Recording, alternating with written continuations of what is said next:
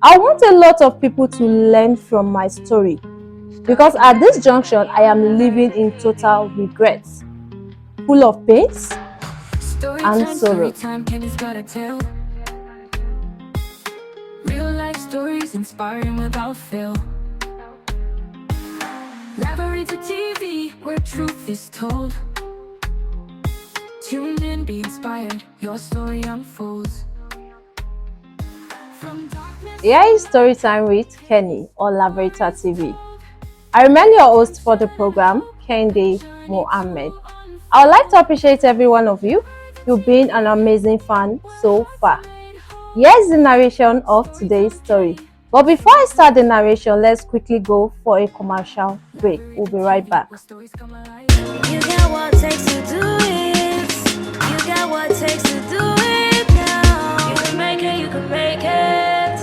You can make it, you can make it. Forget what you're going through. Focus on where you're going to. Forget the numbers of times you fall. Look up and you can get up. Foes want you down, Father wants you up. Full of your dream and you gon' make it.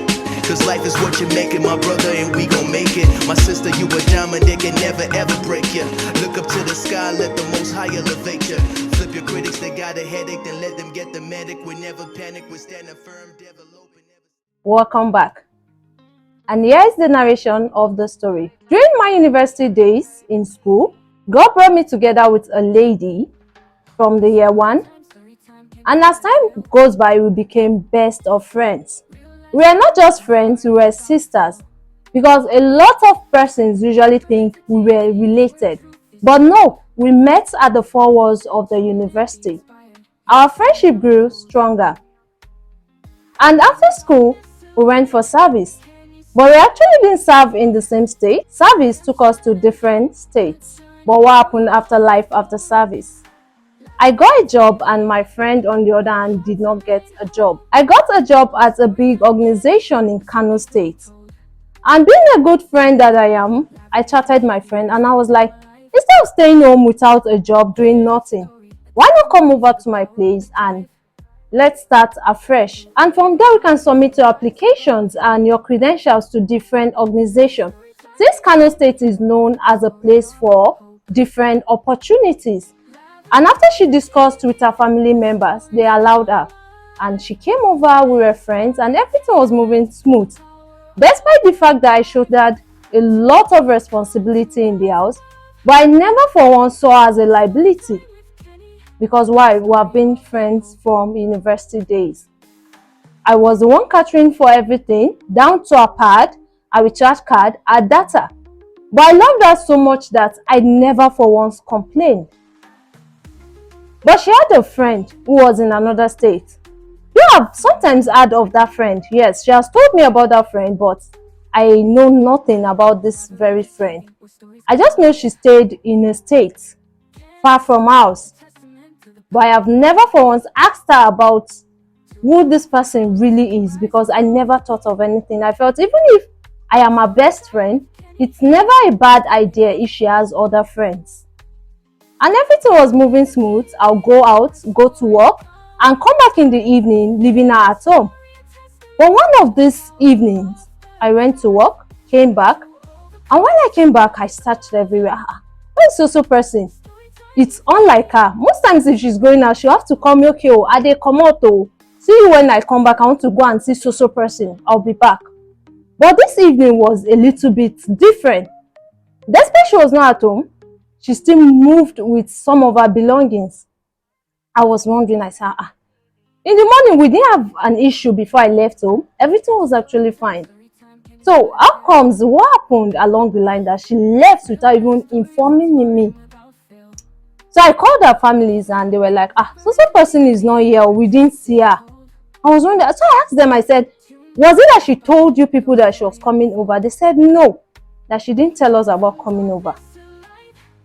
I kept calling and calling and calling. Even though I was angry that she left without telling me, I still kept praying that hope she will be fine wherever she is. I called and called and called, but she never picked up my call. But along the line, what happened?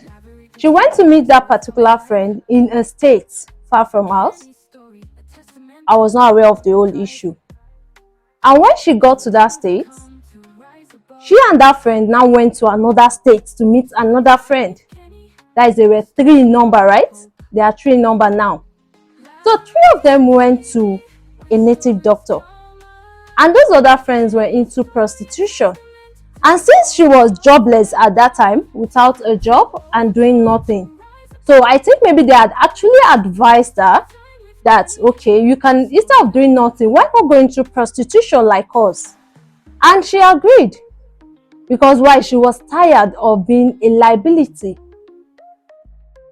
And after some weeks, she came back in one of the evenings. So when she came back and I saw her, I was so angry. And I was like, so you, and what even got me more angry was, she didn't even feel like, yes, I needed to apologize for leaving the house without saying where I'm going. She came back reluctantly, entered the house, and even while I was talking to her, she ignored me without even uttering a word. So it was more like I was the fool that was talking. And things like this get me pissed off, especially when someone ignores me. So, and with so much anger and everything in me, I took my bag, put a few clothes in the bag, and left. I left the house for her.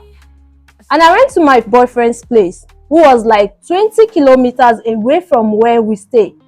I said, okay, going there, maybe I would go and cool off my head for the meantime, because I was so angry at my roommates for ignoring me.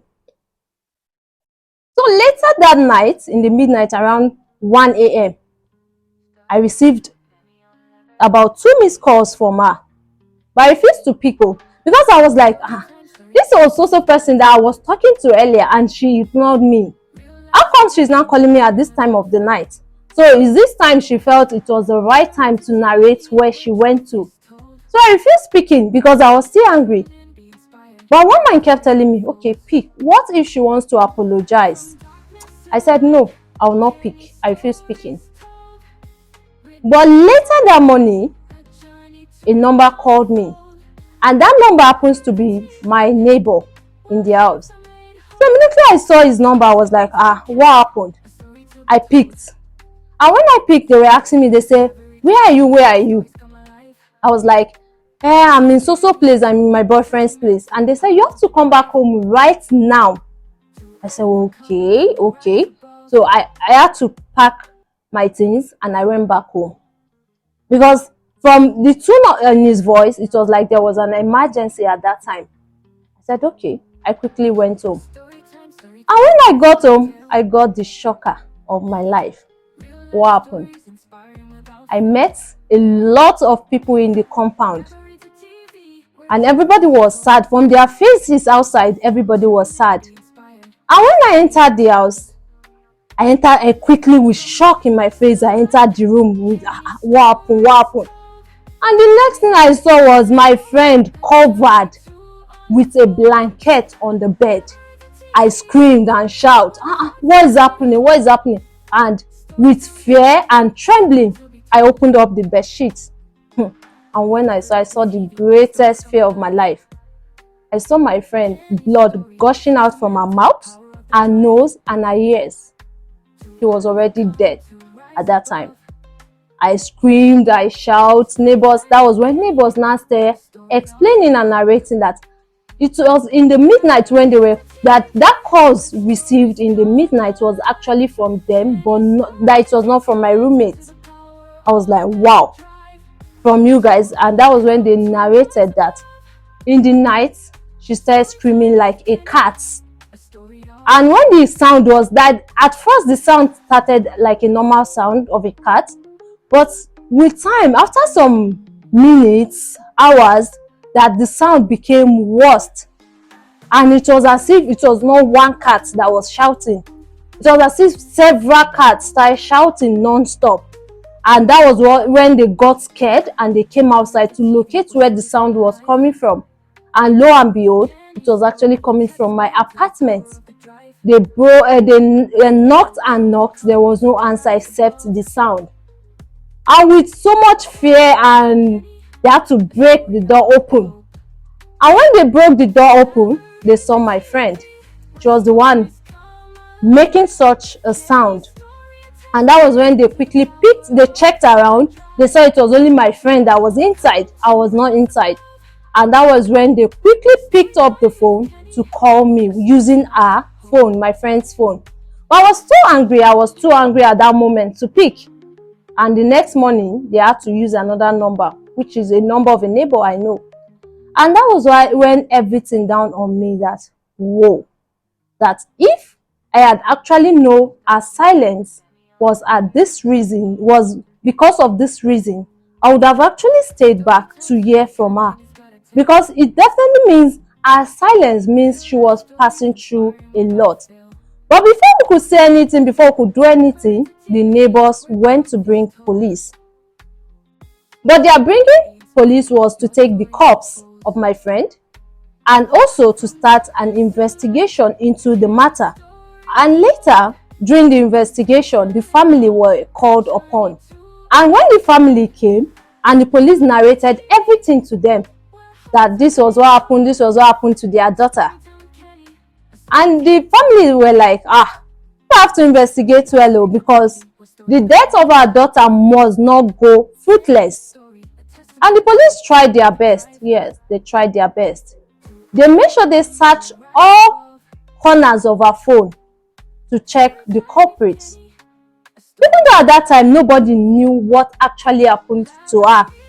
But I kept suspecting, I have this feeling inside of me. I said, was it that when she went, something happened and she could not talk or something?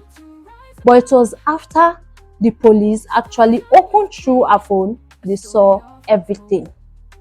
It was through her phone they saw when she was actually, her friends were narrating somebody to her, explaining somebody to her that they would take her through so that she would come into their prostitution business in a state. And from there they got the hints to everything that happened. But the family still insisted though that definitely my aunt was in the case. And they know, yes, their daughter must have been used for rituals at that purpose, because when the police did their investigation, they later came to a conclusion that she was used for rituals. But the main culprit, which is her friend in the other state, whom I know nothing much about, was called upon. And she picked the call at first, but later she refused. And the other friend in the other state, because she has, from the beginning of the story I told you, she had two friends she went to meet, one in a state and the other in the state they did the rituals. And the culprits, they ran away. They were never found. But me on the other hand, I was left to do what? To pay for a crime I know nothing about. Because despite the fact that the police are willing to let go of this issue, because the investigation had actually bring them to a conclusion that she was used for rituals. But the parents felt, no, it's a lie. They feel I had a hand in it. Maybe I chatted with the other girls, okay, let's use her for rituals. But I knew nothing of the issue. Despite my cries, my pleas and everything, they still refused. They insisted that I have something to do with it. But after police were tired and everything, nothing was coming because they were already closing the case and they had to let me go. They said there is nothing more they can do. Even though the family, they threatened and threatened and threatened. And later, there was a statement I stick to, which was said by the mom. She said, you think you will go scot-free? No, you're not going scot-free.